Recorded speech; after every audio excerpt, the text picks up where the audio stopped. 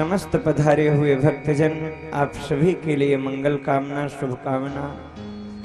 Sound वाले भाई, camera वाले भाई, आप सभी के लिए मंगल कामना, शुभकामना। भक्तजनों,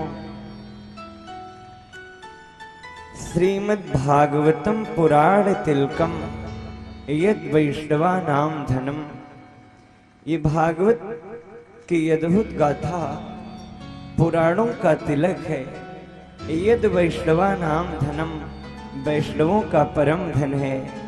तो आइए ऐसी पावन सी कथा में हम अपने मन को जोड़ेंगे, मन को लगाएंगे और मन को ये समझाएंगे, मन तो दुनिया में बहुत भ्रमण किया, इधर उधर बहुत भ्रमण किया, तुझे कुछ भी नहीं मिला।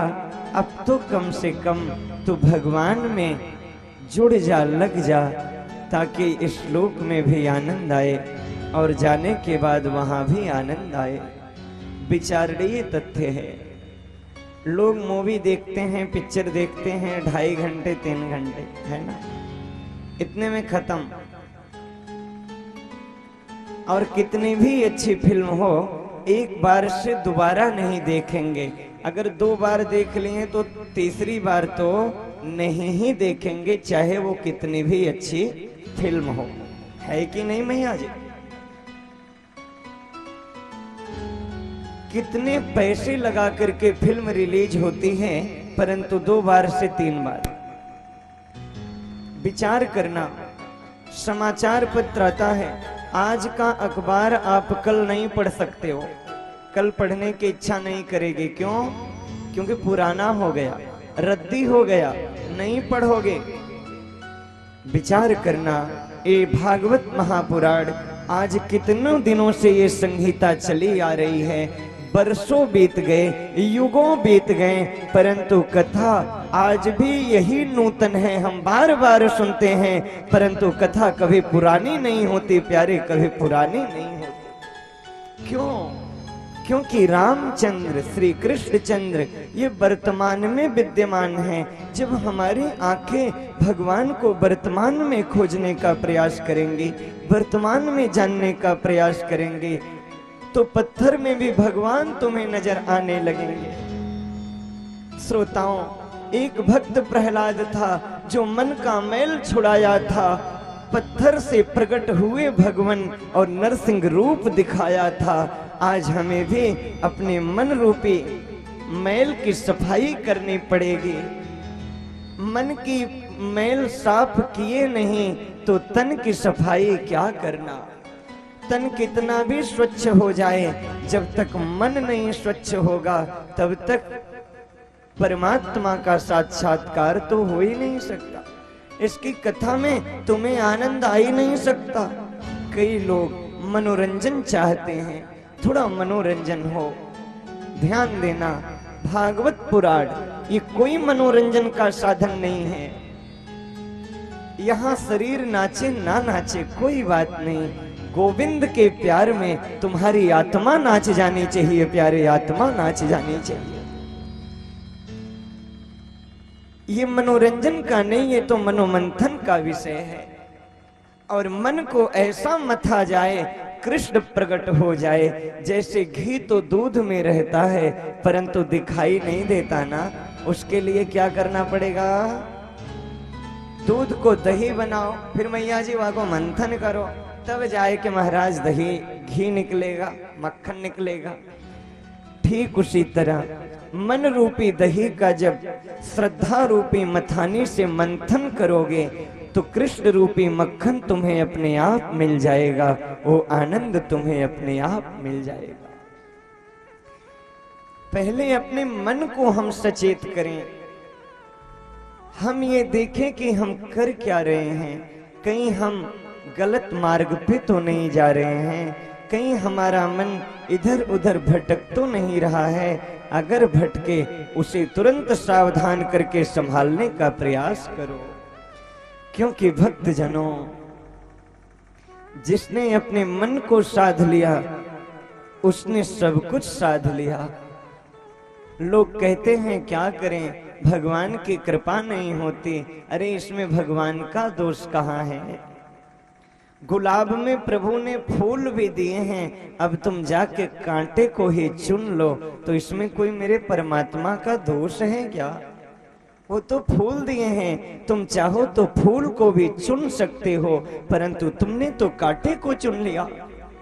श्रोताओं, ठीक उसी तरह संसार में सुख तो है, आनंद तो है, परंतु आज का जीव दुख के किनारे पर खड़ा होकर के सुख को पाना चाहता है, और जब दुख के किनारे रहोगे ना तो सुख कभी नहीं मिलेगा। फिर क्या करें महाराज? बोले सुख के पास आना पड़ेगा। और सुख कहाँ मिलता है? बोले मिलता है सच्चा सुख केवल श्री कृष्ण तुम्हारे चरणों में। भगवान के चरणों में ही वो सच्चा सुख है।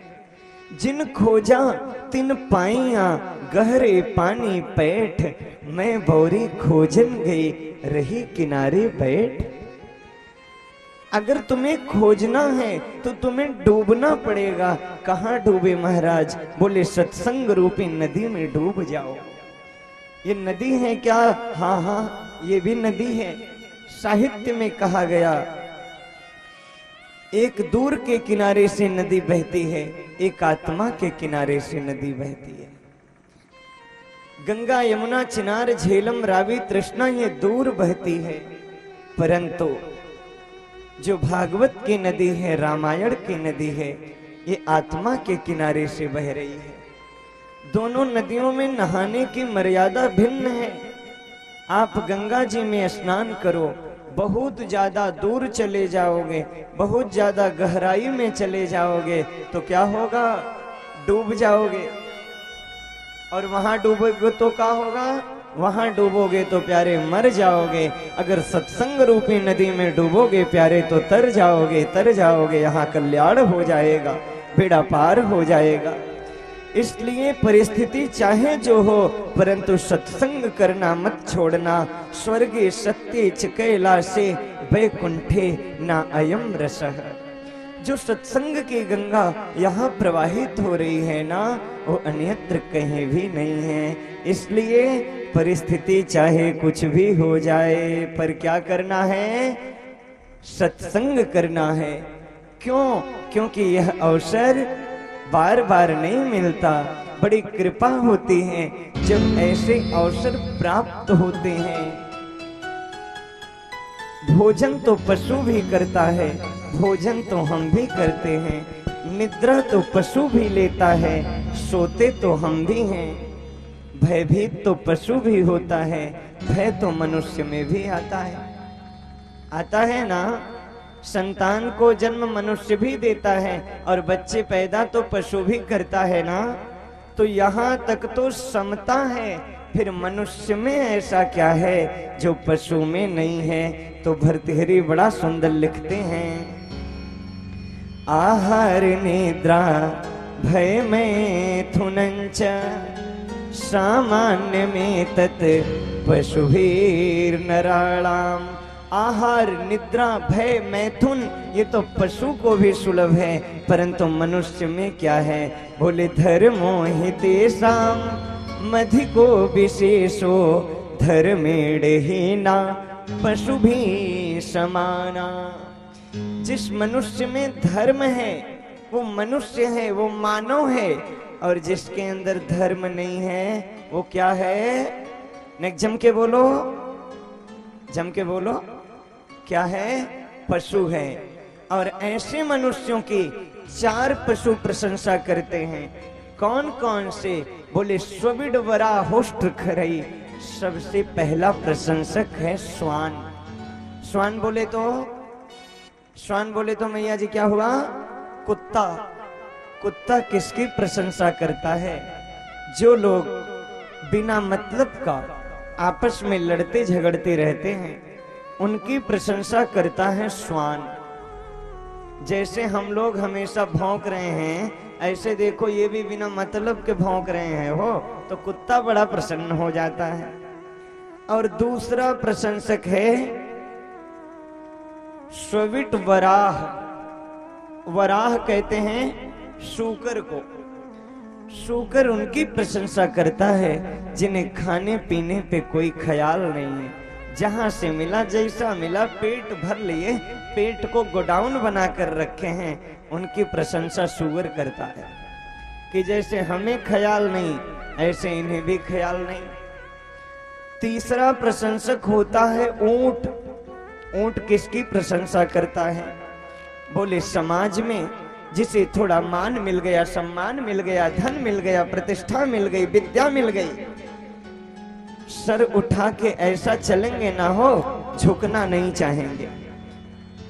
उन्हें देख करके ऊंट बड़ा प्रसन्न होता है। जैसे हम सर उठा के चलते हैं ऐसे ये भी चल रहे हैं, उनका प्रशंसक ऊंट है। और चौथा प्रशंसक है खरई अर्थात गधा। गधा किसकी प्रशंसा करता है? बोले आज तक किसी धोबी ने गधे को थैंक्स नहीं कहा। कहा क्या? निकाल दिया। गधा प्रसन्न होता है जैसे मैंने अपना जीवन दिया परंतु बदले में मुझे कुछ नहीं मिला, ऐसे ये मनुष्य भी अपना जीवन दे दिया परंतु इसे भी कुछ मिला का हो? कुछ भी नहीं मिला। वही बच्चे, वही परिवार वाले बाहर निकाल देते हैं। कभी उनसे पूछना जिनके ऊपर ऐसा दुख पड़ा है, जाके पग नहीं फटी बिवाई, पीर पराई क्या जाने। जिनके बेटे ने, बच्चों ने बाहर उन्हें निकाल दिया, जिन्होंने अपनी युवा अवस्था अपने परिवार को संभालने में लगा दी, एक एक पैसा कमा कमा करके अपने घर को चलाने में, बच्चों को पढ़ाने में लगा दिया। अब उनका तन बूढ़ा हो गया, अब वो कुछ नहीं कर पाते। वही बच्चे दुत्कार दिए, निकाल दिए, भगा दिए।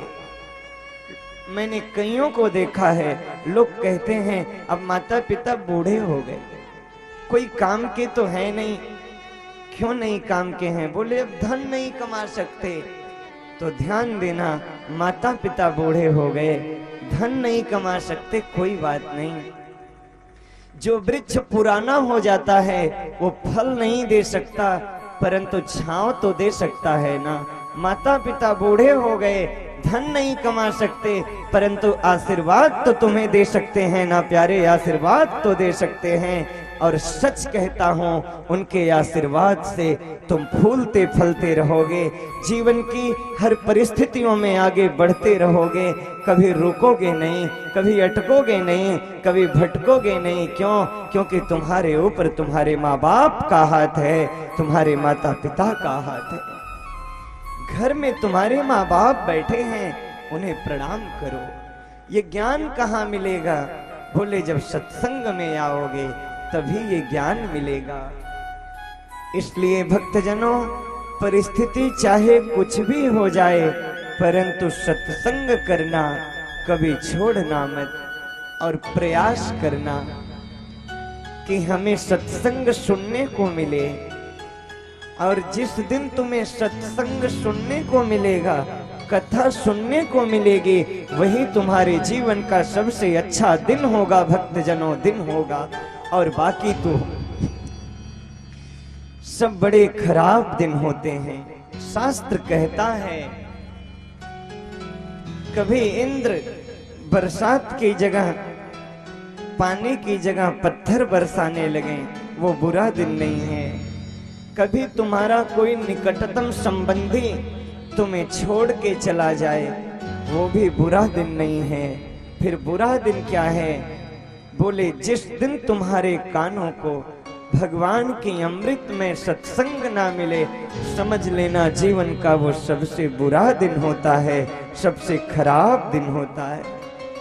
आइए बड़े भाव से हम ये प्रयास करें कि परिस्थिति कैसी भी हो परंतु सत्संग करना हम छोड़ नहीं सकते।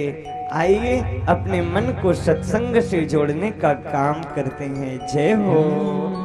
यह अवसर फिर नहीं मिलने का, सत्संग करो, सत्संग करो।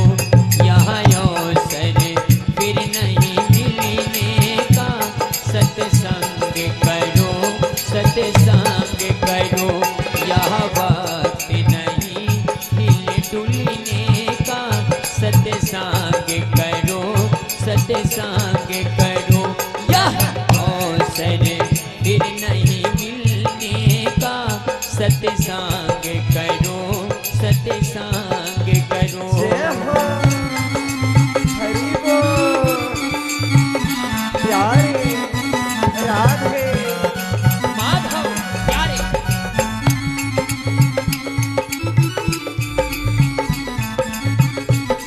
जय श्री राधे।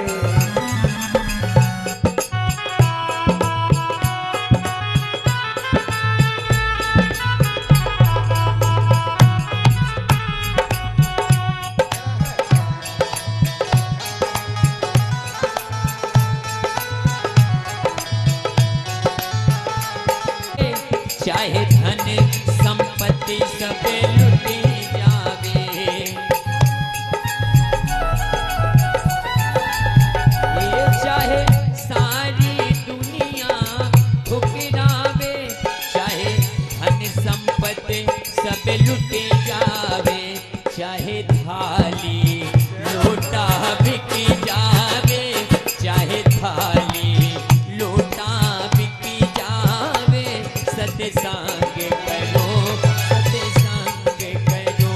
यह अवसर फिर नहीं मिलने का सत्संग करो, सत्संग करो। जय श्री राधे।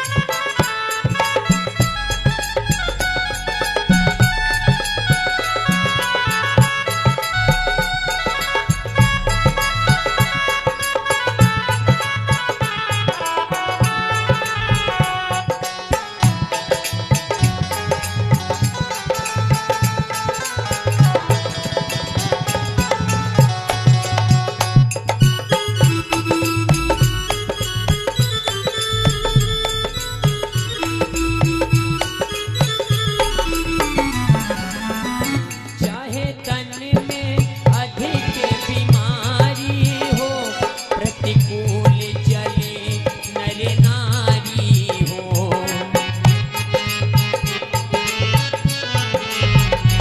चाहे तन में अधिक बीमारी हो, प्रतिकूल चले नर नारी हो, भाए नहीं बात हमारी हो, भाए नहीं बात हमारी हो, सत्संग करो, सत्संग करो।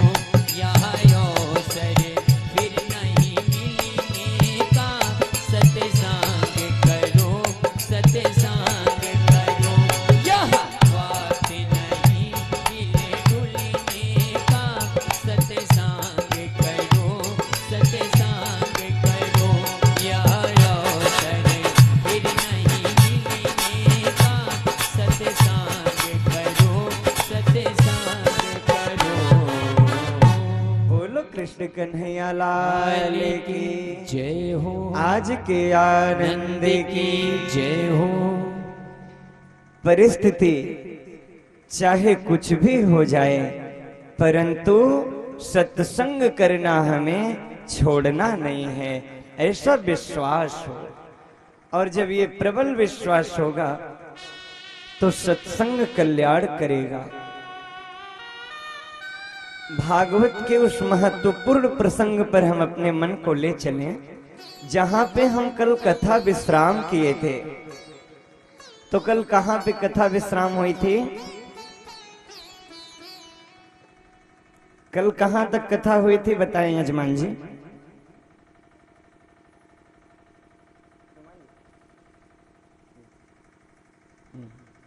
आप लोगों को स्मरण है कहां तक हुई थी कल कथा? बोलो सुखदेव जी महाराज की जय हो। अब स्मरण आ गया ना? कल हम सभी ने कथा में सुना, राजा परीक्षित को श्राप लगा। राजा परीक्षित को श्राप एक संत ने दिया। कल मैंने आपसे निवेदन किया था, राजा परीक्षित ने कलयुग को 4 स्थान दिए। जब कलयुग आया तो राजा कलयुग को पहले बाहर निकालना चाहते थे, परंतु कलयुग कहने लगा मैं यहीं पे रहूंगा, क्योंकि अब मेरा समय आ गया, मेरी अवधि आ गई, अब मेरा काल आ गया, तो मैं रहूंगा। और कलयुग मान गया, रहने के लिए तैयार हो गया। श्रोताओं, कलयुग में प्रायः लोगों की बुद्धि बिगड़ जाती है। मैं एक दिन निवेदन किया था, 75% पाप हो जाता है और 25% पुण्य रहता है। क्योंकि मेरे परमात्मा जाते जाते अर्जुन से बता दिए थे क्या, हे अर्जुन अब ध्यान धरो, हे अर्जुन अब ध्यान धरो, अब द्वापर जाने वाला है, अब द्वापर जाने वाला है, अब द्वापर जाने वाला है। अन्याय अधर्म से बढ़ा हुआ यह कलयुग आने वाला है, यह कलयुग आने वाला है, यह कलयुग आने वाला है। कलयुग में क्या होगा हो? कलयुग में क्या क्या होगा? ना पुत्र पिता की कदर करेगा, बेटा मारेगा मैया को, बेटा मारेगा मैया को, बेटा मारेगा मैया को। पत्नी का पति